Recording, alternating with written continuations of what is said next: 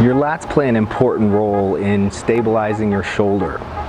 So if your lats are tight or matted down or anything like that, and you're not able to get into a good position, there's a good likelihood that that's part of the problem, okay? So what you always want to try and think of is, how can I mobilize into the position that I feel restricted in? Since you know that you should be braced, squeezing your butt, breathing in, breathing out, pulling your rib cage down, that puts your torso and pelvis and spine in a good position. So now we should be able to organize the primary engines into their ideal position. So we know that flexion with external rotation should be 180 degrees to have full range of motion with the elbow straight and not letting the rib cage flare up, okay? And if you test yourself and try and go into that position, but you're not able to get there, try and test yourself lying on your back, okay? Because we don't know if it's a mobility problem or if it's a motor control problem. So if you can get on your back, keep your knees bent. Excuse me. Actually, don't bend your knees. I want you to have your knees straight for this one. And you're gonna get in that braced position. Good. Now you're gonna try and bring your arm overhead. Remember your bicep, you should be able to keep your bicep right next to your ear with your thumb back and elbow straight and get 180 degrees. If you feel like you're limited, there's a good chance that the lat is part of that problem.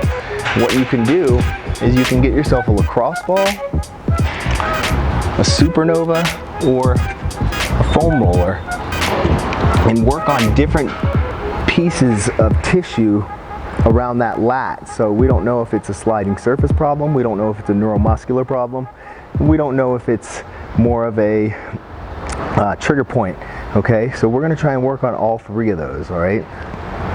We're gonna get the ball, you're gonna put it right up at the insertion of the lat where it kind of comes into the joint, and also those the shoulder rotators meet up there as well, okay? This one is one of the most painful experiences I've ever had in my life, but it is extremely effective, okay? So if you're willing to get into those tissues, use some of these techniques that I've taught you, then you're gonna see some results and you'll be able to get back to training as fast as possible, okay?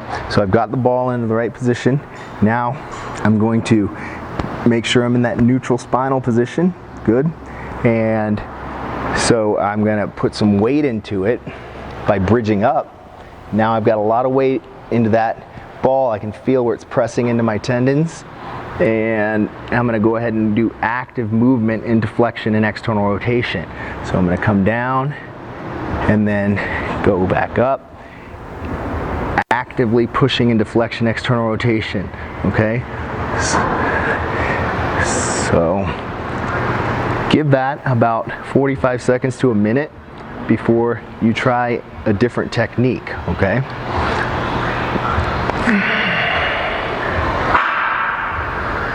Another technique we can use to work on the lat is contract relax. So with this one, we're looking for trigger points in the muscle, okay?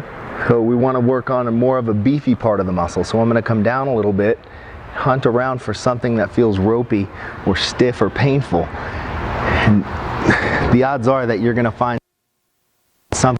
All right, so I found something there. Again, I'm going to bridge up, and then what I'm going to do is I'm going to take a big breath in, and I'm going to contract by squeezing my fist and tightening the musculature in my shoulder. 4, 3, 2, 1, and then I'm going to relax and I'm going to exhale for 8 seconds.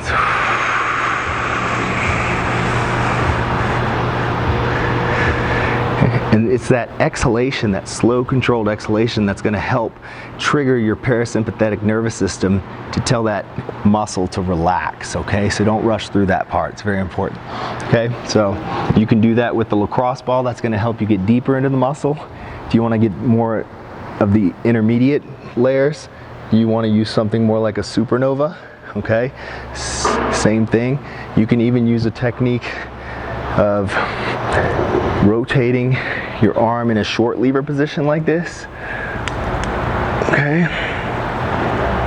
Or keep it straight and try and create some external rotation torque. We're working on more of those intermediate sliding surfaces with that one, okay?